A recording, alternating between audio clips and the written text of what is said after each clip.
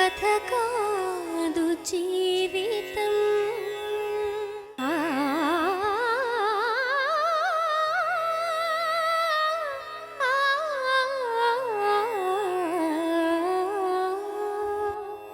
ఇది కథ కాదు జీవితం.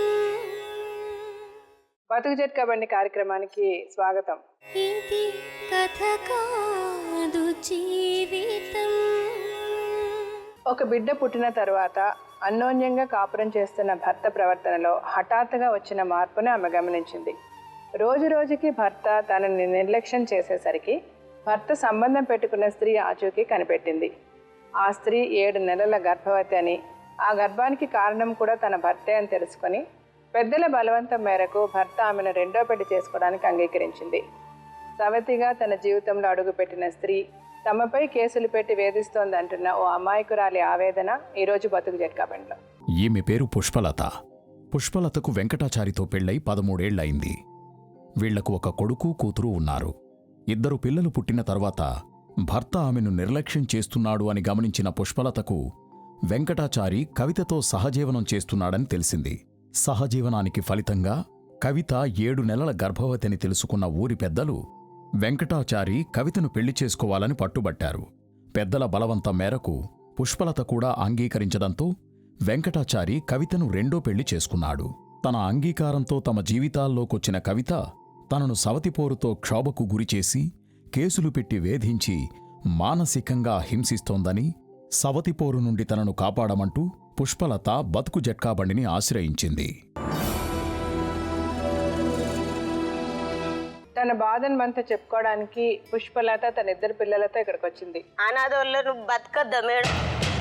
మస్తు బాధ మీద ఉన్నా మేడం, నేను దండం పెడతా మేడం. కరకు రాతి గుండెల్లో రగులుకున్న మంటల్లో కాలిమసైపోయే నమ్మని గూడు. ప్రమాణం చేసి చెప్తున్నా, ముగ్గురు దేవుని మా ఇంట్లో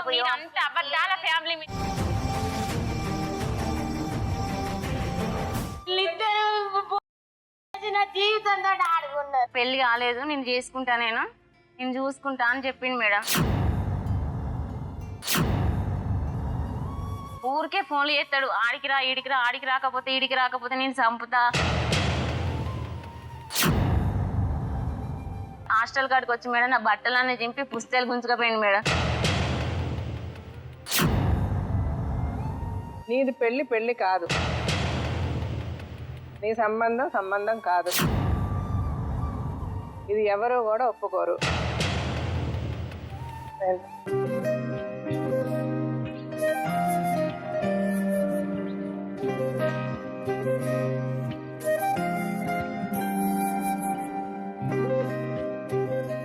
నీ వయసు ఎంత పుష్పలత? 27 సంవత్సరాలు. 25 సంవత్సరాలు. ఏం చదువుకున్నారు? 6వ తరగతి. 6వ తరగతి. మీ అమ్మ నాన్న ఉన్నారమ్మా? ఎవ్వరు లేరు మేడం. తాత అమ్మమ్మ కాదు, నేనేమో పెళ్లి. అంటే మీ చిన్నప్పుడే అమ్మ నాన్న లేరు? తెలియదు నాకు అసలు. అట్లా పెళ్లి చేసి మేడం. నాకు 2 పిల్లలు. అంటే మీరు ఎవరి దగ్గర పెరిగారు? తాత అమ్మమ్మ దగ్గర పెరిగిన వాళ్ళు చనిపోయిల్లు. వాళ్ళు సరే. మీరు ఎంతమంది అన్న చెల్లెళ్ళు? లేరు. సో మీ తాత అమ్మమ్మ దగ్గరే పెరిగారు మీరు? పెరిగిన మేడం. 5 మేనమామలు అయితే 2 చనిపోయిల్లు. ఎవరు పట్టించుకోరు. నా భర్త అనుకోరు. నా భర్త తోటే నేను జీవితం గడుపుతాను. మీకు ఏ వయసులో పెళ్ళయిందమ్మా? 15 ఏళ్ళ వయసుకు. చిన్నతనం ఉంది మేడం. Okay okay. మీకు 2 పిల్లలు? 2 పిల్లలు, ఒక బాబు ఒక పాప మేడం. నువ్వేం చదువుతున్నావమ్మా? 7th. నువ్వు 5th. సరే, మమ్మీతో మాట్లాడతా. మీరు 2 కాసేపు బయటకు వచ్చింది కదా.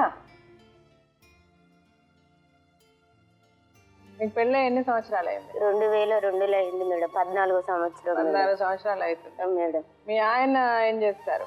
ట్రాలీ నడుపుతాడు మేడం. ఇప్పుడు ఆయనకు వయసు ఎంత? ఆయనకు 31 ఉంటది మేడం. 31. ఓకే. ఇప్పుడు ఏంటి ప్రాబ్లం అమ్మా, చెప్పండి. నాకు భర్తతోటి ఏం లేదు ప్రాబ్లం, కానీ ఇల్లీగల్ పెట్టుకున్నామతో పెద్ద టార్చర్ మేడం. నాకు ఫస్ట్ పెళ్లి అయింది మేడం. అయినాక 3 సంవత్సరాలకు పాప కడుపులో. ఆయన అంటే మీ అత్తగారు మామగారు ఉన్నారా? అత్తమ్మ ఉంది, మావయ్య లేడు, బావున్నాడు, మరిది ఉన్నది, యారాన్లు ఉన్నారు. 3-4 సంవత్సరాల తర్వాత బాగానే ఉన్నాం మేడం. ఉన్నాక ఈయన కొంచెం తప్పుదారి దొక్కింది మేడం.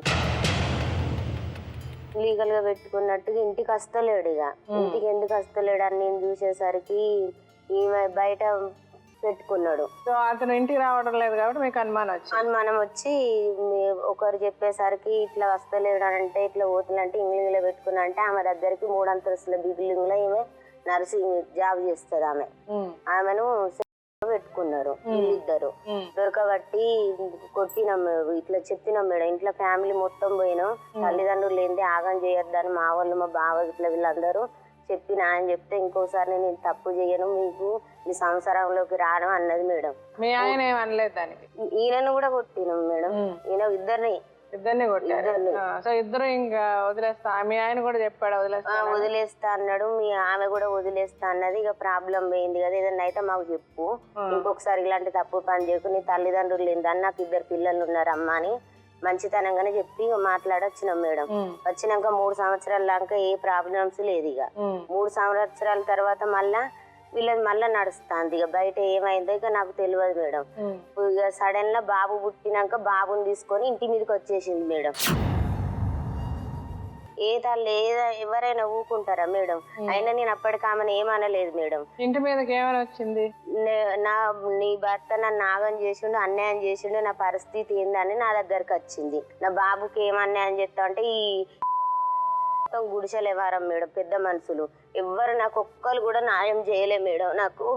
నన్ను పిచ్చి దాని లెక్క చేసిళ్ళు మేడం. అందరూ ఉంచుకున్నామక ఈమె ఉండాలి కానీ చేసుకున్నాము ఉండద్దు. ఈమె నాగం చేసిళ్ళని ఆమెను ఇంట్లో తోలిళ్ళు మేడం.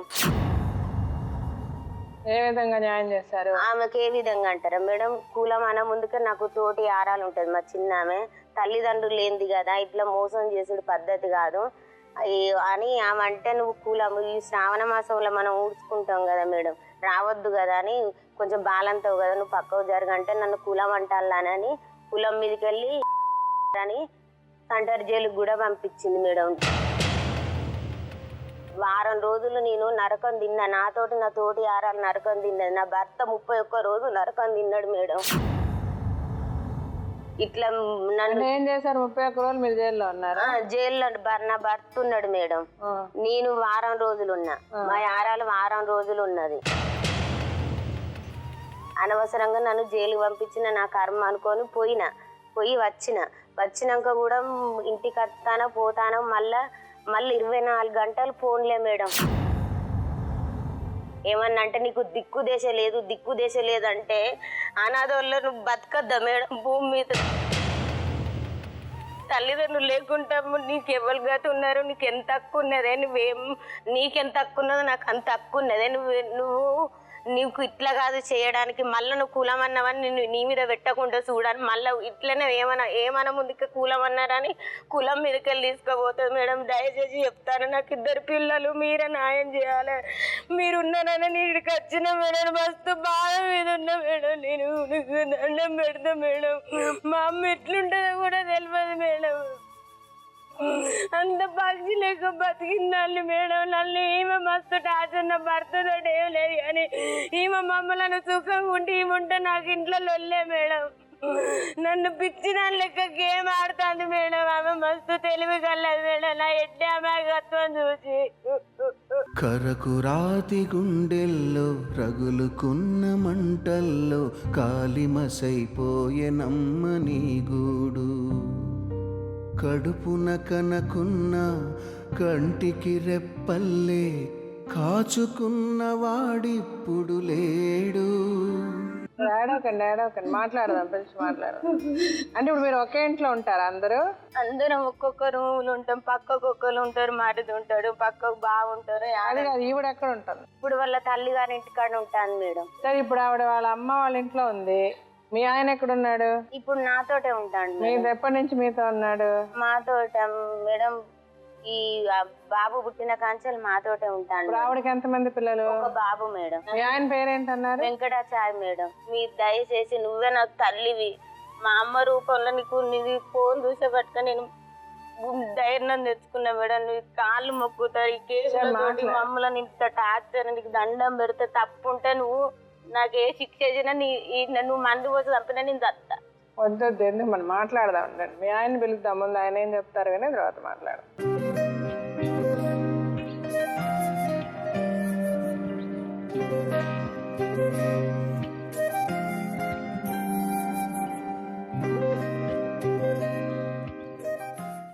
పని చేస్తారు? ఈ టాటా ఏసీ నడుపుతాం మేడం. ఓకే. ఏమైనా చదువుకున్నారా మీరు? 10th class madam. 10th చదువుకున్నారు. చెప్పండి, ఏంటి ప్రాబ్లం ఇప్పుడు? ఒక మొబైల్ నుండి నాకు ఫోన్ వచ్చింది మేడం. మా అన్నయ్య బిడ్డ హ్యాండ్ ఎరిగిందంటే హాస్పిటల్కి వెళ్ళారు, సత్య హాస్పిటల్కి. హాస్పిటల్లో వీళ్ళు ఒక 500 ఇవ్వాలంటే వాళ్ళ నంబర్ ఇవ్వకుండా నా ఈ నంబరు ఈయన ఎప్పుడు లిఫ్ట్ చేస్తాడు, రాత్రి చేసినా లిఫ్ట్ చేస్తాడు, ఈ నంబర్కు ఫోన్ చేయండి అని మా అన్నయ్య బామ్మర్ది ఇచ్చిండు. మా చెల్లె మా బావ వాళ్ళ తమ్ముడు బావ అయితే నాకు ఫోన్ ఈ నంబర్ ఇవ్వండి అని చెప్పేసింది మేడం. చెప్తే అమ్మాయి ఓ రోజు ఫోన్ చేసింది. అంకుల్ ఎక్కడున్నారు అంకుల్ అని అడిగేసింది. అడిగితే ఇంటి దగ్గర మీరెవరు అని అన్నారుగా, ఇట్లా సమదా చెయ్యి మాకు 500 ఇవ్వాలి అన్నారుగా. సరే నేను బయట ఉన్నా, నేను మళ్ళీ ఫోన్ చేస్తాలే అని అని మా అన్నయ్యతో చెప్తే ఇట్లా డబ్బులు ఇవ్వాలన్నట, ఫోన్ చేసి అని అన్నారుగా. సరే ఇవ్వాలన్నాడు. మా అన్నయ్య ఏంటో డబ్బులు ఇచ్చేసిన తర్వాత మళ్ళీ 2 రోజుల తర్వాత అమ్మాయి మళ్ళీ ఫోన్ చేసింది. అంకుల్ తిన్నారా, ఏం చేస్తున్నారు, అది ఇది అని అడిగింది. అడిగితే తిన్నా, సరే ఓకే, మరి మీరు తిన్నారా అని అడిగి అంతలో కట్ అయిపోయింది. ఒకరోజు నేను కిరాయి పెంచి ఇంటికాడ ఉన్నా, ఆ బైపాస్లో అంటర్ రోడ్లో ఉన్నా, ఇట్లా నడుచుకుంటూ పోతుంటే అమ్మాయి ఏం చేసింది, అంకుల్ నాకు హెల్త్ బాగాలేదు, నాకు ప్రాణవంతం ఎట్లా అవుతుంది, ఒకసారి ఇక్కడికి రా, మీరు హాస్పిటల్కి వెళ్ళారా అని అన్నది. అన్నాక నేను ఒక్కనే వెళ్ళాలని మా ఫ్రెండ్ ఒకడు సుమన్ అంటే ఆయన ఉన్నాడు, ఆయన తీసుకొని వెళ్ళాక ఇంట్లో డ్యూటీ పోయే టైం అప్పుడు అక్కడ కూర్చున్నది. నేను గల్మట్ల పోయినా, ఏంటిది ప్రాబ్లం అంటే అంకుల్ మీతో మాట్లాడాలి అన్న. 6 months తర్వాత 1-2 గంటలు సోది, నేను ఇలా జాబ్ చేస్తా, మా అమ్మ ఇక్కడ అక్కడ అని అది ఇదని మాట్లాడిన తర్వాత ఇట్లనే మేడం ఇక మాట్లాడటం వల్ల ఇట్లా దగ్గర అయిపోయినాం అంతే. ఇక తప్పు నాదే. నేను ఆ రూమ్కి వెళ్ళి ఆమె ఫోన్ చేయగానే నేను రూమ్కి వెళ్ళి ఒక 2-3 రోజులు ఉన్నాం. 3 రోజులు ఉన్నాం మేడం. వెహికల్ అక్కడ గల్లీ పెట్టి, నా వెహికల్ చాలామందికి ఎరికే అది. వీళ్ళు ఎంక్వైరీ చేసారు, 3 రోజుల కాంచి వస్తలేడు, ఫోన్ స్విచ్ ఆఫ్ ఉన్నది అన్నారుగా. మీ వెహికల్ పలాని చార్బౌలి గల్లీలు ఉందని చెప్పేసరికి వీళ్ళు బండి కాడికి వచ్చారు. రాత్రి 2:30కు వీళ్ళు ఒక 15 మంది దాకా వచ్చారు. వీళ్ళు అందరు గోడ ఇట్లా సాటుకు నిలబడ్డారు. మా తమ్ముడు ఫోన్ చేసాడు, ఈ రాత్రి ఫోన్ చేస్తాండి అని ఎత్తిన. ఏందిరా అన్నారికి, ఎక్కడో నువ్వు అన్నాడు. అన్నారికి వస్తా, ఒక గంటలు వస్తా, నేను ఇక్కడ నర్సాపేటలో ఉన్న అన్న దగ్గర అని అన్న. నువ్వు కిందికి దిగుతావా, నేను పైకి రానా అన్నాడు. ఇక దన్న నేను దిగి వచ్చేసరికి మా అన్నయ్య గల్లబట్టి గుంజిండు, కొట్టిండు. ఇక వీళ్ళందరూ దన పైకి ఉరికిపోయారుగా. చూడండి, తప్పు చేసినా కానీ అనవసరంగా కొట్టకూడదు అని మళ్ళీ పైకి ఉరికినా వీళ్ళందరినీ పట్టుకొని వచ్చారుగా. ఒక దెబ్బ కూడా కొట్టలే.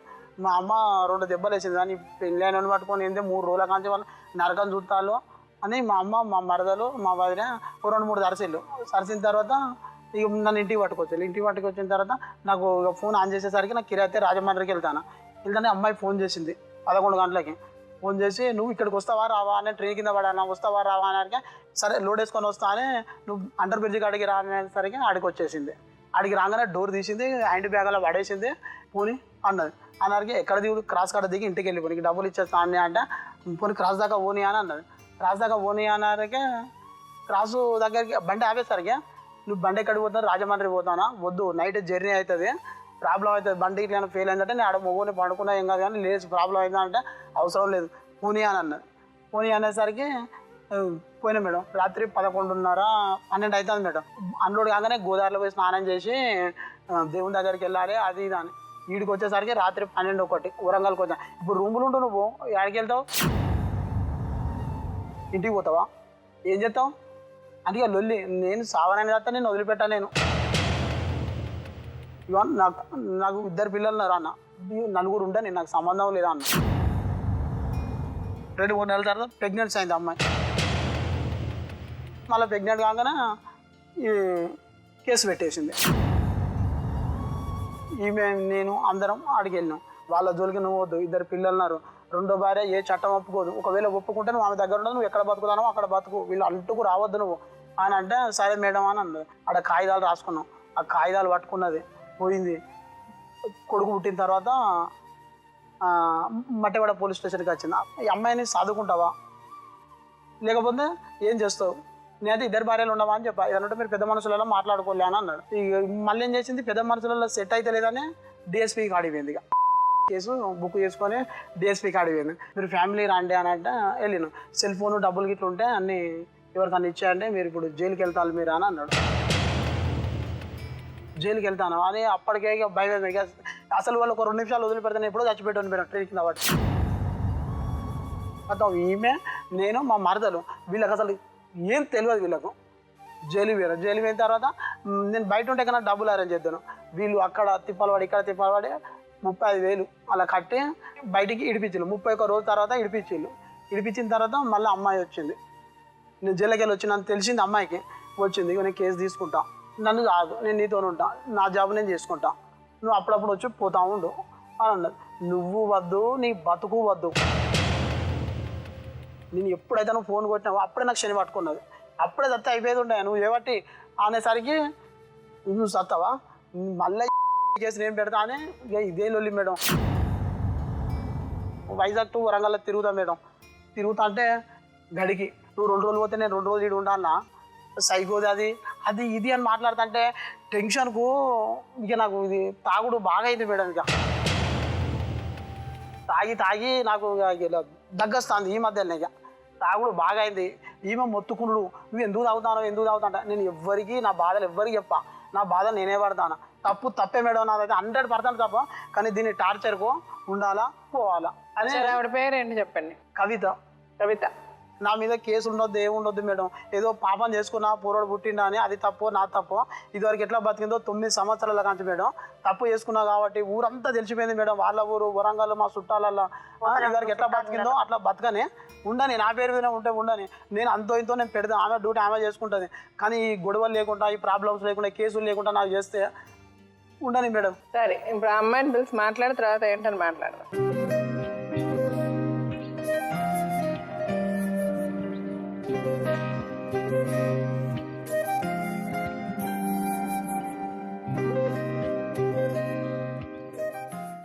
నీ పేరేంటమ్మా? కవిత మేడం. కవిత. నీ వయసు ఎంత ఇప్పుడు? 26. 26. నేను చదువుకున్నారా? చదువుకున్నాను. ఏం చదువుకున్నారు? నర్సింగ్ చేసిన మేడం. కవిత చెప్పండి, ఏంటి ప్రాబ్లం? 2 సంవత్సరాలు ఇట్లనే టార్చర్ పెట్టింది మేడం. ఫోన్ చేసి నేను చేసుకుంటాను, నువ్వు లేకపోతే నేను ఉండలేను, బతకలేను అని ఇట్లా టార్చర్ పెట్టింది మేడం. ఎందుకంటే సడన్ గా మిమ్మల్ని ఎప్పుడు చూసాడు ఆయన? ఎప్పుడు అప్పుడు హాస్పిటల్కి వచ్చిర్రు కదా మేడం.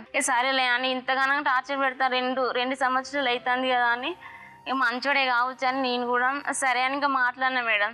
అట్లా పరిచయం అయింది మేడం. ఇంకా మాట్లాడుకుంటూ ఉండేది మేడం. ప్రామిస్ మేడం, నాకు పెళ్ళి అయిందని చెప్తే నేను అసలు చేసుకోపోదు మేడం, నాకు తెలియదు, నాకు పెళ్లి కాలేదు, నాకు పిల్లలు లేరు అని ఏం అనలే మేడం. అట్లా నాకు పెళ్లి కాలేదు, నేను చేసుకుంటా, నేను చూసుకుంటా అని చెప్పింది మేడం. సరే అని నేను ఒప్పుకున్నా మేడం. అప్పటికి 2 సంవత్సరాల తర్వాత ఒప్పుకున్నా మేడం. ఒప్పుకున్నాక గుళ్ళో మ్యారేజ్ చేసుకున్నా మేడం. మ్యారేజ్ చేసుకున్నాక బాబు కడుపులో పడ్డి అప్పటి వరకు చూసుకున్నాడు మేడం. 7 నెలల వరకు చూసుకున్నాడు. ఇక అప్పటి నుండి వస్తలేడు మేడం. అప్పటి నుంచి 9 మంత్స్ దాకా డ్యూటీ చేసిన మేడం. పెయిన్స్ వస్తాను మేడం. 9 మంత్స్ నాకు మళ్ళీ పడ్డాయి. పెయిన్స్ వస్తానే మేడం. పెయిన్స్ వస్తాంటే మేడం నన్ను ఒక్కదాన్ని వదిలిపెట్టి మేడం కిరాయికి పోయిండు మేడం. అప్పుడైతే నేను ఎంత ఆగం తెలుసా మేడం. వీళ్ళ అన్న బిడ్డ కూడా అప్పుడు హాస్పిటల్లో ఉంది మేడం. ఆమె కూడా సేమ్ నాలాగానే డెలివరీకి వచ్చింది మేడం. అప్పుడు 9 మంత్స్ ఆమెకు ఎదురెదురు పెడిసి మేడం నా దగ్గర ఇవ్వలేరు, మా అమ్మ వాళ్ళు రావట్లేదు మేడం, నీ కర్మ నువ్వు అనుభవించి మాకు తెలియదు అన్నారు మేడం. ఎవరు వస్తారా, రాకపోతే వీళ్ళు ఉన్నారు కాబట్టి నీ ఒక్కదాన్ని అటు ఇటు తిరుగుతుంటే అవుతుంటే మేడం కనీసం చూసుకుంటే కూడా రాలే మేడం. వీళ్ళు అప్పుడు మా ఫ్రెండ్స్ వచ్చారు మేడం. ఒక అమ్మాయి ఫోన్ చేస్తే ఆమె వచ్చి నన్ను జాయిన్ చేసి ఆమె నాతో పాటు ఉన్నది మేడం. ఉన్న తర్వాత మా అమ్మ వాళ్ళకి ఫోన్ చేసింది, ఇది ఇక్కడ సత్తది బత్తట్టు ఉన్నది, మీరు రాలే, మీ పాగలు ఎందుకు అని అంటే మా అమ్మ వాళ్ళు తెల్లారి వచ్చింది మేడం. తెల్లారి వచ్చిన తర్వాత అప్పుడు బాబు పుట్టింది మేడం. ఇంకా తెల్లారి 11:20కి పుట్టింది మేడం. నేను వీళ్ళ ఇంటికి పోయినా మేడం. చలికాలం మేడం. అప్పుడు నేను రోడ్డు మీద ఉన్నా మేడం. చిన్న బాబుని వేసుకొని దోమలు కుడుతుంటే కనీసం ఒక్కరు కూడా జాలి చూపించలేదు మేడం నా మీద. అందరూ తాళాలు వేసుకొని పోయారు మేడం ఇంటికి. కానీ నేను అక్కడే రోడ్డు మీద కూర్చున్నా. కానీ కనీసం ఒక బెడ్షీట్ కూడా మేడం, చిన్న బాబాని కూడా వేయలేదు. మళ్ళీ నువ్వు మా ఇంటికి ఎట్లా వస్తావే, నువ్వు రావద్దు, నువ్వు పో అని వీళ్ళ మర్దలు ఏమే వీళ్ళందరూ నన్ను కొట్టిరు మేడం. ఊరికే ఫోన్లు చేస్తాడు, ఆడికి రా ఈడికి రా, ఆడికి రాకపోతే నేను చంపుతా, అది దాన్ని బెదిరితాను. నువ్వైనా నాకు కట్నం తెచ్చినావా అని నేను ఎందుకు చదవాలే అని ఇట్లా అంటాడు మేడం. అట్లా టార్చర్ పెడతాడు, కొడతాడు. బెల్టులు తెగినాయి మేడం, రోడ్ల మీద ఉరికించుకుంటా కొడతాండే మేడం, బట్టలు కూడా చింపిండి మేడం నాయి. ఘోరంగా కొట్టుకుంటా, రోడ్ల మీద కొట్టుకుంటా, ఎక్కడ వంటక్కనే కొడతాడు మేడం. కనీసం బస్ స్టాండ్ అని చూడడు, రోడ్డు అని చూడడు, ఏమని చూడడు మేడం. కొట్టుకుంటా తీసుకొస్తే నేను ఉండలేనని మా ఇంటికి పోయి మా ఇంటి దగ్గరే ఉంటాను మేడం. ఇప్పుడు ఎక్కడ పని చేసుకొని ఇస్తలేడు మేడం. హాస్టల్ కాడికి వచ్చి మేడం నా బట్టలన్నీ చింపి పుస్తకాలు గుంజుకపోయింది మేడం. మీరు అతన్ని ఎలా పెళ్లి చేసుకున్నారమ్మా? మీ ఇంట్లో వాళ్ళకి ఎవరికి చెప్పకుండా? ఎవరికి తెలియదు మేడం. ఎందుకు తెలియకుండా చేసుకున్నారు? ఎందుకు అప్పుడు నేను ఎవరికి చెప్పలేదు మేడం. ఎందుకు అంటే చెప్పాలని నాకు అప్పుడు అది కరెక్టా? ఇప్పుడు మీరు ఏడుస్తున్నారు కదా, ఈ ఏడవడానికి ఎవరు కారణం? మీ అమ్మ నాన్న ఇల్లు వాకిలి ఎందుకు ఉంటుందమ్మా? రోడ్డు మీద ఎవడ పెడితే దొరికిన వాడితే ఆడితే పెళ్లి చేసుకుంటామా? మీరు అదే పని చేశారు కదా. 2 years తర్వాత గుళ్ళో ఎవరిని అడిగి పెళ్లి చేసుకున్నారు? ఎవరు సాక్షితో పెళ్లి చేసుకున్నారు? పెళ్లి చేసిందని మీ ఇద్దరికి పెళ్లి జరిగిందని ఎవరు ఎలా నమ్ముతారు? ఆల్రెడీ పెళ్ళైన అతన్ని విడాకులు తీసుకోకుండా నువ్వు పెళ్లి చేసుకున్నావు. నీ పెళ్ళి అన్నది ఎక్కడా చెల్లదు. ఎవడు నీ పెళ్ళి అన్నది ఒప్పుకోరు. సో నువ్వు ఎప్పుడు కూడా నీకు ఏ విధమైన రైట్ వాళ్ళ దగ్గర ఉండదు. సరే, ఇప్పుడు నువ్వేమంటే ఇప్పుడు వాళ్ళ ఒక డెసిషన్కి వచ్చి వాళ్ళు మాట్లాడాల్సింది నాతో మాట్లాడారు. నీది పెళ్ళి కాదు, నీ సంబంధం కాదు. ఇది ఎవరు కూడా ఒప్పుకోరు. పెళ్ళి అనేది ఎలా చెల్లుద్ది అంటే, రెండో పెళ్ళి అతను మొదటి వైఫ్కి విడాకులు ఇచ్చి చట్టపరంగా నిన్ను పెళ్లి చేసుకుంటే నీది పెళ్ళి. సో నువ్వు ఎక్కడా నీకు ఏ రైటు లేదు నువ్వు వచ్చి వాళ్ళని బెదిరించడానికి. నువ్వు ఏది చేసినా నీ తప్పది. నువ్వు ఈ పరిస్థితిలో ఈ సమస్యకి పరిష్కారం ఏంటి, ఎలా ఉంటే కరెక్ట్గా ఉంటుంది అనుకుంటున్నావు? వాళ్ళు వద్దనుకుంటాను. సో నీకు నీ కొడుకు ఏదైనా సెటిల్మెంట్ చేస్తే నువ్వు బ్రతుకుతానంటావు, అంతేనా? నా కొడుకు ఏదన్నా ఆధారం కావాలి. అతను నాకు వద్దు, నా కొడుకు ఏదన్నా ఆధారం చూపిస్తే చాలా అంటావు, అంతేనా?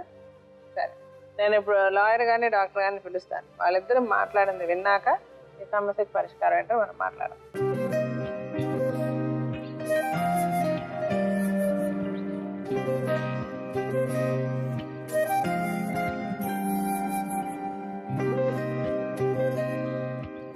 చెప్పండి సార్. మేడం, ముగ్గురు 3 డిఫరెంట్ టైప్స్ ఆఫ్ క్యారెక్టర్స్ కింద మనం పరిగణించాలి మేడం. వెంకటాచార్య గారు మొదటి తెలివితేటలు ప్రదర్శించారు, సంతోషాన్ని సుఖాన్ని అనుభవించారు, కావలసినటువంటి కోరికలన్నీ తీర్చుకున్నారు, తప్పించుకుని పారిపోదాం అనుకున్నారు, బాధ్యతల్ని విస్మరించారు, హక్కుల గురించి అమ్మాయి మాట్లాడుకునేటప్పటికి మీ మెడ చుట్టూరు పుష్పలత గారి విషయానికి వస్తే మేడం, నిజంగా చెప్పాలి అంటే కనుక మొత్తం ఈ అంశంలో బక్రా అయింది ఆవిడే అనిపిస్తుంది మేడం. అంటే 2 విధాలుగా. ఒకటి ఏంటంటే, భర్త నా కాకుండా పోతున్నాడు అని చెప్పి చాలామంది స్త్రీలు ఇక్కడ కూర్చుని బాధపడేటటువంటి అంశం ఒక ఎత్తు అయితే కనుక, చేయనటువంటి తప్పుకి శిక్ష అనుభవిస్తూ, చేయని పాపానికి శిక్ష అనుభవిస్తూ జైల్లో కూడా కూర్చునేటటువంటి పరిస్థితి. ఏమ్మా, ఇదేంటంటే ఇది ఎంత భయంకరమైనటువంటి పరిస్థితి ఏంటంటే, నా భర్త నాకు కావాలి అని అంటే కనుక నువ్వు జైల్లో ఉంటావు, అంటే తను అలా అడిగితే కనుక. అయితే ముఖ్యంగా ఇక్కడ పుష్పలత విషయానికి వస్తే మేడం, ఇక్కడ నీ అమాయకత్వం అన్నది నీ శాపం అమ్మ. దానికి మనం ఏమీ చేయలేం. నీ అమాయకత్వం అన్నది నీ శాపం. ఒక దెబ్బకి 2 పిట్టలు అంటారు, కానీ ఇక్కడ ఒక దెబ్బకి ఒక కుటుంబమే నాశనం అయిపోయిందని నేను చెప్తున్నాను. అంటే ఏంటంటే 2 పిల్లలు, తల్లి తండ్రి. తెలుసుకునేటటువంటి అవకాశం ఉన్నా, అంటే నాకేమనిపించిందంటే, నీ అమాయకత్వం అన్నది నీ ఉన్నటువంటి లోపం ఉన్నా కూడా చాలా సమయాల్లో చాలా సందర్భాల్లో బహుశా నువ్వు తెలుసుకునేటటువంటి ఒక అవకాశం ఉన్నా, ఒక సందర్భం ఉన్నా కూడా నువ్వు పూర్తిగా తెలుసుకునేటటువంటి ప్రయత్నం చేయలేదేమో. అంటే నీ భర్త గురించి కానీ, ఆవిడ గురించి కానీ, వీళ్ళిద్దరి మధ్య నడిచేటటువంటి వ్యవహారం గురించి కానీ కొంతవరకు నువ్వు కళ్ళు మూసుకున్నావు. సరే, భారీగా నీకు ఆ నమ్మకం ఉంది అని అనుకోవచ్చు. కానీ ఏంటంటే, ఆ నమ్మకం ఏ స్థాయికి వెళ్ళిపోకూడదు అంటే కనుక, నీ కుటుంబం కూలిపోయేటటువంటి స్థాయికి వెళ్ళిపోకూడదు. ఎక్కడో చోట మన విశ్లేషణ అన్నది వాడాలి. మన తెలివితేటలు అన్నది దేవుడు ఇచ్చినటువంటి కొద్దిపాటి తెలివితేటలు, అమాయకత్వంతో పాటు కొద్దిపాటి తెలివితేటలు ఇస్తే ఆ వాడేటటువంటి ప్రయత్నం చేయాలి. అది నువ్వు చేయలేదేమో అని నాకు అనిపిస్తుంది. ఇది నెంబర్ 1. నెంబర్ 2, నువ్వేమంటున్నావు అంటే కనుక, నాకెవరూ లేరు మేడం. ఈ 2 మాటలు ఏంటంటే, చాలామంది స్త్రీలలో వాళ్ళ మీద వాళ్ళు సానుభూతి పట్టడానికి అవకాశాన్ని ఇస్తాయి అన్నమాట. అంటే మన మీద మనం జాలి పడిపోతూ ఉంటాం. మన మీద మనం జాలి పడుతూ ఏమనుకుంటామంటే కనుక, సమాజం అంతా కూడా అదే జాలితో మన వైపు చూస్తుందేమో అని అనుకుంటాం, కానీ సమాజంలో చాలా వరకు ఆ జాలి ఉండదు. ఈ సెల్ఫ్ సింపతి ఏదైతే ఉందంటే మీ మీద మీకు సానుభూతి మీ వీక్నెస్ని బయట పెడుతుంది. అంటే మీలో ఉండేటటువంటి లోపాన్ని బయట పెట్టి మీకు తెలియకుండానే అవతల వ్యక్తికి బలాన్ని చేకూరుస్తుంది. బాధపడటం ఇటువంటి సందర్భాల్లో సహజం, కానీ గుండె నిర్భరం చేసుకోవాలి, ధైర్యాన్ని తెచ్చుకోవాలి, ఆలోచనని పెంచుకోవాలి. మన వీక్నెస్ని బయట పెడితే కనుక అవతల వాళ్ళు బలపడిపోతారు. కాబట్టి మీ వీక్నెస్ని మిమ్మల్ని అణగదొక్కింది ఆవిడ, మిమ్మల్ని ఉతికింది, పిండింది, ఆరేసింది. సో ఇది నీ గురించి నేను చెప్పేటటువంటి ఒక చాలా ముఖ్యమైనటువంటి అంశం అమ్మ. అంటే మన బలహీనతని దయచేసి బయట చూపెట్టద్దు, ధైర్యంతో ఎదుర్కోండి. అమ్మగారితో మేడంతో మాట్లాడారు, మీకు సొల్యూషన్ కనిపించింది కదా. కాబట్టి ఏంటంటే మన సమస్యలో ఉన్న ప్రతిసారి మనకు ఒక సందర్భం దొరుకుతుంది, దాని గురించి ఆలోచించాలి, ఆ యాంగిల్ గురించి ఆలోచించాలి. ఈరోజు బతుకు జట్కా బండి మీకు కనిపించింది, మేడం దగ్గరికి వచ్చారు, మీకు ఒక సొల్యూషన్ దొరికేటటువంటి అవకాశం కనిపించింది. అయితే ప్రతి క్రికెట్ మ్యాచ్లో మ్యాన్ ఆఫ్ ది మ్యాచ్ అంటాం కదా మేడం, ఇందులో మనకు కనిపించినటువంటి villain of the match Venkatacharya madam. అయితే ఏంటంటే దీని వెనకాతలు ఉండేటటువంటి యాంగిల్ని, అంటే ఎక్కడి నుంచి మొదలయ్యింది అన్నది మీరు వచ్చి చెప్పినటువంటి మాట ఏంటంటే కనుక ఒక స్త్రీ మీద నాకు కలిగినటువంటి జాలి వల్ల నేను సామాజిక సేవ చేశాను అన్నటువంటి విధంగా మీరు ప్రజలకి చూపెడుతున్నారు. అంటే ఏంటంటే ఇది సామాజిక సేవ అనరండి, దీని శారీరక తృప్తి అంటారు. కానీ ఏంటంటే మీరు తవ్వుకున్న గొయ్యిలోనే మీరు పడ్డారు. ఎందుకు మీరు పడ్డారు అంటే కనుక ఆ అమ్మాయి చదువుకున్నటువంటి ఆమె చదువుకుంది, హక్కుల గురించి మాట్లాడింది. నా హక్కు ఏంటి, నువ్వు నన్ను కదా, ఇప్పుడు నువ్వు నాకేమిస్తావు అని చెప్పి పోరాటం మొదలుపెట్టింది. ఈ అమ్మాయే కానీ అరే బొద్దులే ఈ మనిషితో ఎందుకు పెట్టుకోవటం అని చెప్పి చాలామంది సభ్య సమాజంలో కనిపించినటువంటి స్త్రీలలాగా నీకు దండం పెట్టేసి తన దారి చూసుకుని ఉంటే కనుక నువ్వు అనుకున్నది ఏదైతే ఉంటుందో అది గెలిచి ఉండేవాడు. కానీ ఈ అమ్మాయి ఏంటంటే మీ వెంట పడింది, మీ గుండె గీయించింది. దాంతోపాటు నాకు అన్నిటికంటే బాధ కలిగేది ఏంటంటే కనుక మీతో పాటు ఆవిడ్ని కూడా హింసకు గురి చేసింది. సో వెంకటాచార్య గారు ఎంత కాదనుకున్నా కూడా మీ సంతోషం, మీ సుఖం గురించి ఈరోజు ఇంతమంది జీవితాలు నాశనం అయిపోతున్నాయని చెప్పాను. కవిత విషయానికి వస్తే మేడం, మీరు ఇప్పుడు ఇదంతా జరగటానికి ప్రధానమైనటువంటి కారణం ఏంటంటే మీ సైకాలజీలో ఉండేటటువంటి ఒక ముఖ్యమైనటువంటి లోపం. బీఎస్సీ నర్సింగ్ కానీ నర్సింగ్ చేసేటటువంటి ఒక పవిత్రమైనటువంటి జాబ్లో ఒక స్త్రీకి కావాల్సినటువంటి ముఖ్యమైనటువంటి అంశం ఏంటంటే అవతల వాళ్ళ యొక్క బాధ ముందుగా తెలుసుకోవటం. అంటే అయ్యో పాపం అనేటటువంటి మాట ఎవరి దగ్గర నుంచి వస్తుంది, అయితే డాక్టర్ దగ్గర నుంచి అయినా రావాలి, లేదంటే నర్స్ దగ్గర నుంచి అయినా రావాలి, పేషెంట్ నుంచి వస్తుంది. దీనికి కావాల్సింది ఏంటంటే మన బాధ కంటే పక్క వాళ్ళ బాధ గురించి మనం ఎక్కువ ఫీల్ అవటం కావాలి. ఫస్ట్ ఇది ప్రధానమైన మొదటి లోపం. రెండో లోపం ఏంటంటే మనం చేసేటటువంటి పనిలో ఆలోచన కావాలి. నేను ఒక మనిషిని ఇష్టపడ్డాను, ఆ మనిషిని నేను ప్రేమిస్తాను, పెళ్లి చేసుకుంటాను, ఆ మనిషి చెప్పిందే నేను నమ్ముతాను అనేటంత వరకు కరెక్టే, బాగానే ఉంది. కానీ చెప్పేటటువంటి మనిషి కరెక్ట్ చెప్తున్నాడా లేకపోతే నన్ను తప్పుదోవ పట్టిస్తున్నాడా అనేటటువంటి ఆలోచన మీకు అక్కడ రాలేదు, మీరు మోసపోయారు. ఇది నెంబర్ 2. నెంబర్ 3 మోస్ట్ ఇంపార్టెంట్ ఏంటంటే కనుక విలువలు, సామాజిక విలువలు. నేను పెళ్లి చేసుకుంటాను అంటే కనుక నేను ఇష్టపడ్డాను కాబట్టి నేను పెళ్లి చేసుకుంటాను అంటే కనుక నేను కని పెంచి పోషించినటువంటి నీ తల్లిదండ్రులకి నువ్వు ఎంత వాల్యూ సిస్టమ్ ఇచ్చావు, సమాజానికి ఇచ్చేటటువంటి విలువ నెంబర్ 1. నెంబర్ 2, నీకు నీ తోటి స్త్రీకి నువ్వు పొడిచేటటువంటి వెన్నుపోటు ఏదైతే ఉందో నీకు మొదట్లో తెలియలేదు, కానీ ఆ తర్వాత తెలిసింది కదా. తెలిసినప్పుడు ఆటోమేటిక్గా మళ్ళీ మీకు ఒక సామాజిక బాధ్యత అన్నది మీ నెత్తి మీద ఉంటుంది. వెంటనే అప్పుడైనా కూడా మీరు వెనకడుగు వేయవలసింది, విత్డ్రా అవ్వాల్సింది. సో ఏంటంటే ఈ నర్సింగ్ అనేటటువంటి అంశం దగ్గర ఏదైతే మీరు నేర్చుకున్నారో, అంటే మీరు క్లినికల్గా ఏవైతే నేర్చుకున్నారో, బహుశా ఒక ఇంజెక్షన్ ఇవ్వటం, ఒక టాబ్లెట్ వేయటం వరకే ఆగిపోయిందేమో. ఆ విలువలు ఒక మానవతా దృక్పథంతో అవతల స్త్రీని కానీ అవతల మనిషిని కానీ లేదా అవతల మనిషికి పుట్టినటువంటి 2 చంటి పిల్లల్ని అర్థం చేసుకోవటంలో టోటల్గా మీకు 0 మార్కులు వచ్చినాయి అని నేను చెప్పడం జరుగుతుంది. అంటే ఇప్పుడు బాధపడటం కాదమ్మా, అప్పుడు ఉండేటటువంటి ఆలోచన. ఈ 3 అంశాలని పక్కన పెడితే 4వది ముఖ్యమైనటువంటి అంశం, నేను ఎక్కడైతే దిగానో అక్కడే నేను గెలుస్తాను. ఈ మొండి పట్టుదల అస్సలు మంచిది కాదమ్మా. ఒక చోట ఓడిపోతే కనుక, ఓడిపోతానని మనకు తెలిస్తే కనుక అదేం తప్పు కాదు, అక్కడి నుంచి నిష్క్రమించాలి, ఇంకో చోటకు వెళ్ళిపోవాలి. వాళ్ళని గెలవనియండి, వాళ్ళ జీవితాలు బాగుపడతాయి, మనకి ఇంకో జీవితం ఉంటుంది, కాదనట్లే కదా. 9 సంవత్సరాలు ఎవరికి కానటువంటి నరకం. నీ పిల్లలు కూడా రేపు నరకమేనమ్మా. వాళ్ళ తండ్రి ఎవరు? ఏమని చెప్పుకుంటారు? మేడం పుష్పలత తను తీసుకోవాల్సిన నిర్ణయం కరెక్ట్ టైంలో కరెక్ట్ నిర్ణయాలు తీసుకోకపోవడం వలన అసలు మొత్తం జీవితమే చిందరవందర చేసేసుకుంది తను. ఎందుకంటే ఎప్పుడైతే మీ భర్త ఇంకొక అమ్మాయిని పెళ్లి చేసుకున్నారని మీకు ఇన్ఫర్మేషన్ వచ్చినా తెలిసినా కూడా ఇమీడియట్గా కూడా మీరు 494 అనేది బైగమీ కేసు అనేది వేసింటే ఈరోజు మీరు మీతో పాటు మీ అదే అత్తగారింటికి వచ్చిన మీ తోటికోడలు అట్లీస్ట్ కేసు నుంచి మీరు బయటపడేవారు. కాకపోతే మీరు అదేం చేయలే. ఎందుకు అంటే అప్పటికప్పుడు ఏమనుకున్నారంటే సరే పర్వాలేదు ఈ కేసు నుంచి నేను ఈ గొడవల నుంచి బయటపడగలుగుతాం కదా, ఎందుకంటే నాలాగే ఇంకొక స్త్రీ అని మీరు అనుకున్నట్టు ఆ అమ్మాయి అనుకోలేదు. ఇంకొకటి అది ఇందాక నేను మళ్ళీ వచ్చి నాకు డౌట్ వచ్చింది, నువ్వు ఎప్పుడు వేసావు మా కేసు అని అంటే 2013లో వేసాను అని అన్నావు. అంటే 2013 నుంచి ఇప్పుడు అంటే 3 ఏళ్ల నుంచి నువ్వు స్టిల్ కాపురం చేస్తున్నావు, కానీ కేసు మాత్రం అక్కడ పెట్టావు. ఆ కేసు అక్కడే ఉంది కానీ నువ్వు కాపురం చేస్తున్నావు. ఇక్కడ ఏంటంటే కాంప్రమైజ్ కోసం ఆయన కూడా ఒక వంక వెతుక్కుంటున్నాడు.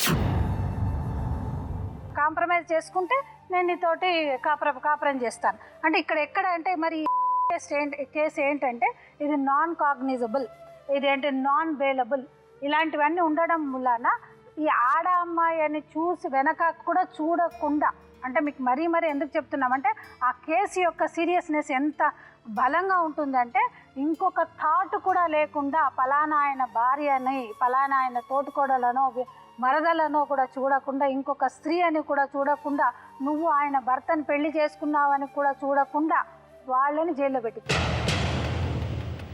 నువ్వు ఎప్పుడైతే ఆమె భర్తని నువ్వు పెళ్లి చేసుకున్నావో నువ్వు దానికి ఏ కేసు కిందకు వస్తావు నీకు తెలుసా? ఆ భార్య ఉండగా నువ్వు బైగమీ కేసు కిందకు వస్తావు. అంటే నువ్వు కూడా జైలుకి పోయే అవకాశం ఉంటుంది. కానీ ఆమె అప్పుడు నేను క్షమించింది. మీరు ఆమెను ఆ అమ్మాయిని వదలకపోతే పాపం వాళ్ళు రేపొద్దున ఈ సీరియస్ సెక్షన్లో జైలుకి వాళ్ళు కఠినమైన శిక్షకు అనుభవించాల్సిన అవసరం ఉంది. ఎందుకు వాళ్ళు మీ మీద కేసు వేయకపోవడం ఉన్నారు. ఇక్కడ ఏమైపోయిందంటే ఆ అమ్మాయి రేపొద్దున మీ భర్తతో పాటు ఆ కేసులకు కూడా ఆమె తిరగాల్సి వస్తుంది. అందుకు ఆమె మీ మీద యాక్షన్ తీసుకోకపోవడం. ఇంకొకటి ఏంటంటే మేడం, మరి ఈ కేసు కాంప్రమైజ్ ఎలా చేసుకోవాలి, ఎలా ఉండాలి అని అంటే ఇందులో కాంప్రమైజ్ అనేది లేదండి. మీకు రేపొద్దున ఏదైనా ఉంటే మీరు ఇందాక అమ్మాయితో అంటున్నారు కదా నేను కాంప్రమైజ్ చేసుకుంటే ఉంటుందని, ఆ పరిస్థితి ఉండదు మీ దాంట్లో. ఎందుకంటే మీరు ఆల్రెడీ మ్యారేజ్ చేసుకున్నారు.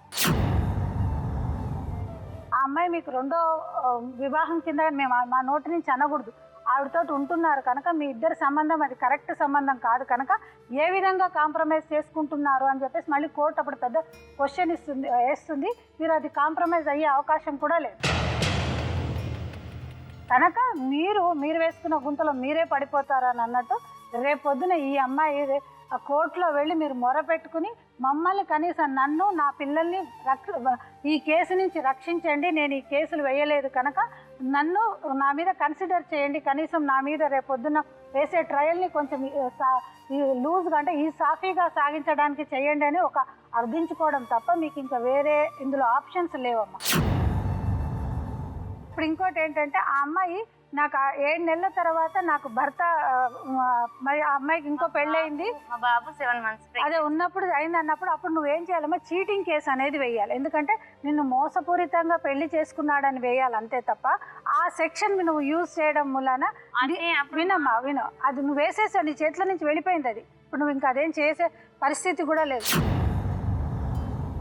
కనుక అది నువ్వు చీటింగ్ కేసు కనుక వేసింటే కొంతలో కొంత నీకు నీ లైఫ్ మీదన్నా వీళ్ళ మీదన్నా కూడా జాలి అనేది ఉంది. అవన్నీ నువ్వేం ఉపయోగించుకోలేదు కనుక ఈ కేసెస్ ఎస్పెషల్లీ కేసులు మాత్రం కాంపౌండబుల్ అయితే కాదు మేడం. ఆ ట్రయల్ చేసిన తర్వాత ఇక బయట మీరు ఏదైనా కాంప్రమైజ్ చేసుకుని మా దగ్గరకు వచ్చేసి అప్పుడు మమ్మల్ని విత్డ్రా చేయించమనండి అని చెప్పి అడిగే కొన్ని సందర్భాలలోనే ఉంటుంది. దట్టు ఈ అమ్మాయి ఇప్పుడు సెకండ్ అంటే ఇంకొక వైఫ్ కింద కనుక మీరు ఇప్పుడు కాంప్రమైజ్ చేసుకుంటే మాత్రం డెఫినెట్గా బోల్డ్ క్వశ్చన్స్ వస్తాయి. నువ్వు ఎప్పుడు వచ్చావు, నువ్వు ఎందుకు వచ్చావు, నువ్వు కేసులు వేయలేదా, ఇప్పుడు మేము ఇందాక మాట్లాడినవన్నీ కూడా అవన్నీ బయటకు వస్తాయి. ఇప్పుడు చెప్పండి మీరేంటి ఏం చేద్దాం మేడం? కొంచెం నేను కొట్టాన్నా వాని ఇంట్లో కిలో బియ్యం ఉండయి, వాని పందుల గుడిసే, వాని ఇంట్లో సోడు బియ్యం ఉండయి, వాడిని ఇట్లా చేసుకుంటాను వానికి 2 పిల్లలు కాదే అన్న. సారీ ఈసారి నేను రాని నాదే తప్పు అన్నది. అన్నాక ఈసారి వాడు ఫోన్ చేస్తే నాకు చెప్పన్నా. మళ్ళీ తెల్లారి 12 గంటలకు మళ్ళీ ఫోన్ చేస్తూనే ఉండదు. సరే అయిపోయింది కదా, మీకు తెలిసింది కదా, అన్ని తెలిసే చేసుకున్నాడు కదా మీ అబ్బాయి. కొట్టలేదు, నన్ను కొట్టలేదు అని అబద్ధాలు ఆడింది. సరే ఎందుకు ఇప్పుడు అది అనవసరం, మేము నమ్మలే కదా. ఇప్పుడు ఆ అమ్మాయిని అబద్ధం ఆడినా అయిపోయింది కదా. ఇప్పుడు చెప్పండి ఇక ఏం చేస్తారో మరి. సావగొడతారా మరి నన్ను నా కొడుకును? సావగొట్టండి, సావగొట్టండి అని చెప్తాను కదా, సావగొట్టండి మరి. మీరు ఇంట్లో ఎవరు వచ్చి మందిలో ఎవరు వచ్చిర్రు అంటానా? నేను ప్రమాణం చేసి చెప్తున్నా, ముగ్గురు ప్రమాణం నువ్వు చేస్తావు, దేవుని కూడా అంత అబద్ధాల ఫ్యామిలీ మీరు. అబద్ధాల ఫ్యామిలీ అంటానా? అబద్ధాల ఫ్యామిలీ, అబద్ధాల ఫ్యామిలీ. మిమ్మల్ని నేను క్షమించి వదిలేస్తానా? నా లైఫ్ నేను చూసుకుంటా అని వదిలేస్తానా? పోయిగా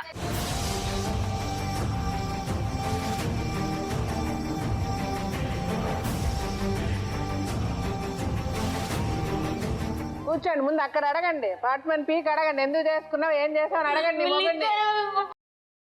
నా జీవితంతో ఆడుకున్నారు. నా పొల్ల పరిస్థితి ఇప్పుడు 13 ఏళ్ళ పిల్లని తల్లి లేకుండా పెరిగిన ఈమెకు అందరూ గేమ్ ఆడతాను మేడం.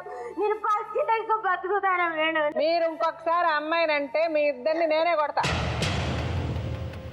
ఆ అమ్మాయిని అనడానికి మీకు ఎవరికి రైట్ లేదు. చేసిన ఏదో పని నీ మొగుడిది. ఇప్పుడు ఒక పిల్లవాడిని కానీ కూర్చుంది అక్కడ, ఆ అమ్మాయికి బుద్ధి లేదు, ఆ అమ్మాయి గడ్డి పెట్టింది, తింటాడా నీ మొగుడు? ఎందుకు తిన్నాడు గడ్డి? ఏం చేద్దాం చెప్పమ్మా. అంటే నేను వాళ్ళని ఎంత తిట్టుతున్నానో నిన్ను అంతే తిడుతున్నా. నువ్వు చేసింది అంతే పెద్ద తప్పు. ఏ ఆడపిల్ల చెయ్యొద్దు. ఆడపిల్లలకి కొంచెం ఒళ్ళు దగ్గర పెట్టుకొని బిహేవ్ చేయాలి. అందుకే కొన్ని పద్ధతులు, కొన్ని సాంప్రదాయాలు, కొంత సంస్కృతి ఇలాంటివన్నీ ఎందుకు ఏడ్చాయి, ఎందుకు చెప్పారు? పలానా పెళ్ళి అనేది చేసుకొని తగలడ్డాక పలానా పని చెయ్యండి అని. మనకి ఇప్పుడు ఎలా అయిపోయింది, మనకి ఎప్పుడు ఏ పని కావాలన్నా చేస్తాము, పెళ్ళి ఎప్పుడన్నా చేసుకోవచ్చు అన్నట్టు అయిపోయింది. కాబట్టి ఇలాంటి పరిస్థితి. సో నువ్వు చేసిన తప్పుకి నువ్వు ఈరోజు అనుభవిస్తున్నావు. ఇంట్లో పెద్దలను ఎందుకున్నారు, అమ్మా నాన్నని ఎందుకు తగలటరు? ఇంత వయసు మిమ్మల్ని పెంచి మిమ్మల్ని చదివించి ఇలా చేసిన మీ తల్లిదండ్రులకు మీకు పెళ్ళి ఎలా చేయాలో తెలీదా?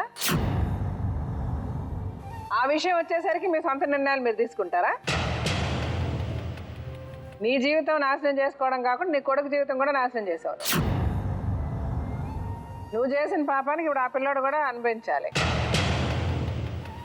10 మంది 10 చెప్తారు నువ్వు అజ్జయ్యి ఇచ్చేయి అని, ఏమీ ప్రయోజనం ఉండదు. ఇప్పుడు ఏదన్నా మంచిగా సెటిల్మెంట్ చేసుకొని ఏదైంత డబ్బు మనీ సెటిల్మెంట్, నా పిల్లోడిని ఆ పిల్లోడి మీద ఏదైనా ఇంత ఫిక్స్డ్ డిపాజిట్లు వేయమని, నెలకి ఏదో నీకు ఇంత ఏమని చెప్పి ఆ పిల్లోడిని పద్ధతిగా పెంచుకో, ఆ కేసులు అన్నవి వాపస్ తీసేసి. సో చెప్పు ఎలాగ సెటిల్మెంట్ చేసుకుందాం చెప్పు. నీకు డబ్బులు ఎలాగా, ఏం కావాలి, నీ పిల్లోడి పేరు మీద ఏమన్నా పర్మనెంట్గా ఫిక్స్డ్ డిపాజిట్ చేయమంటావా ఏంటి? బాబు పేరు మీద ఏదైనా రాయించాను. ఆ పిల్లోడికి మీరు ఏం చేస్తారు చెప్పండి. అమ్మాయికి ఆ పిల్లోడి పేరు మీద నువ్వు డబ్బులు వేయాల్సిందే. నువ్వు ఎంత వేస్తావు? 4 నెలలు కాబట్టి 5 నెలలు టైం తీసుకోండి. తీసుకొని ఆ పిల్లోడి పేరు మీద 1 లక్ష రూపాయలు ఫిక్స్డ్ డిపాజిట్ చేయండి. 1 లక్ష రూపాయలు వేయలేను, 50,000 అంటే నేను ఇవ్వగలుగుతా. అంతకంటే ఎక్కువ అంటే చేయలేను.